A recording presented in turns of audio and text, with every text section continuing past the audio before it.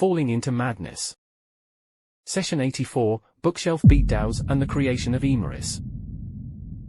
In the shadowed realm of the extraction chamber, the party stood among the relics of a draconic past, the stasis chambers now ghostly coffins of fractured glass and forsaken scales. The walls, once alive with the pulse of draconic life, whispered the faded mantra of justice for the transmuted souls, a bitter irony to the draconic wrath that once echoed in the hollow silence. It was here that two spectral dragon horrors, wraiths of vengeance and fury, descended upon the adventurers, their ethereal forms a tempest of rage for hearts cruelly stolen. In the throes of battle, a serpentine behemoth, the behir, slithered in, lured by the cacophony of combat, its mouth a cataclysm of lightning that struck down Aemaris and Gundren. Ceios and Djura, through a storm of magic arrows and eldritch might, vanquished the wraiths to nothingness, while Otis's relentless assault drove the behir to a thunderous demise against the chamber's walls.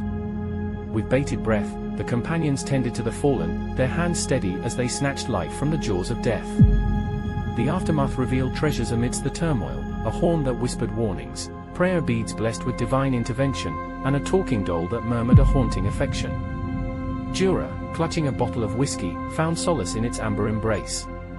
A diary, splayed open among the ruins, spoke of the anguish and identity torn asunder by the High Division's dark science, a mirror to Aemaris's own fragmented recollections. Across the corridor, the transmutation lab lay in ruin, its secrets buried but not beyond reach. Project Celestial Dragon, a phrase echoed in the debris, painted a tapestry of ambition and hubris. A tome of maladies told tales of a kingdom's despair, the High King's unnatural affliction stirring whispers of a curse most foul. Venturing further, the Bioarcane Analysis Lab unveiled its grotesque gallery, jars aglow with draconic remnants, the air thick with the alchemy of life and unlife. The term, God-Dragon Essence, flickered through the records, a chilling testament to the facility's unholy pursuit, cloning the divine heart of a dragon god to fuse with Genesee flesh, a cycle of creation and destruction. As they uncovered the narrative of X-15, a success among failures, the party understood the sprawling bureaucracy that underpinned this facility. Floor 322 to 327, the Genesis Gate, sublevel 188 to 192, the Mnemonic Compliance and Research Department, where memory was both prison and liberation, and sublevel 222 to 226, the Etheric Recollection and Generation Wing, a haven for those who sculpt memories like clay.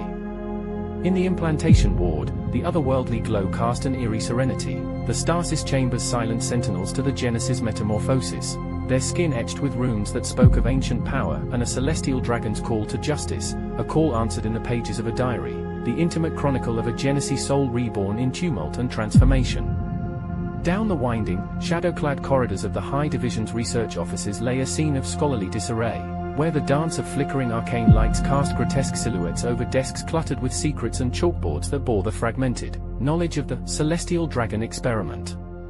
In this chaos, blueprints whispered of transformation, and the moral dilemmas of their creation bled through in letters tinged with doubt. A ledger, the auction block of innovation, listed the dragon-marked houses, Caneth, Lyranda, Orion, Deneth, Civis, and Tharishk, as bidders in the shadowy market for Dracogenesy transmutation. In the margins, Elden Quickpage's cryptic notes beckoned deeper, to a place shrouded in enigma, the Labyrinth, a realm below where Dakani ruins whispered of ancient secrets yet unveiled, accessible only by an elevator that plunged like an arrow into the heart of mystery itself. The encounter in the head researcher's office was a symphony of chaos, as animated quills and paperweights took on a life of their own, an arcane defense quickly subdued. Dr. Orin Maelstrom, the architect of planes and spells, had left behind theories of worlds beyond, of barriers unseen that stifled the whispers of magic beyond Eberron's crystal sphere. His work, a tapestry of frequencies and fields, sought to break the silence imposed by an unseen cosmic warden. A button pressed, a distant clamor, and the party traced the echoes back to the lobby, where the emergency doors swung open like the maw of some great beast, revealing marble floors marred by the scars of a struggle and 2 rooms pregnant with anticipation. The senior archivist's office stood as a vault of chronicles, where the meticulous Tars Snerik recounted the saga of Project Lendis and its sole triumph, X-15, now named Sealryan, a being of promise and untamed fury, slumbering within Falco Beric's domain. General Falco Beric's chambers, a mausoleum of ambition, bore the marks of battle and the gaze of one-way mirrors. A hole gaped in the floor, a violent testament to a calamity born from the bowels of the facility, where a chamber once contained had been torn from its moorings and dragged through the very stone. Descending into the earth, the tunnel revealed the colossal remains of a dragon, its bones a cathedral for the living wires that snaked through it, leading the party to a chamber where the hum of arcane energies crescendoed. Here, in a tank of liquid light, slumbered a Genasi, while the walls bore a silent choir of Genasi, melded into the stone in an eternal tableau of sorrow and sacrifice. Suspended high above, a figure of metal and might, the Lord of Blades, watched, a harbinger of the storm to come. And then, the screen went black.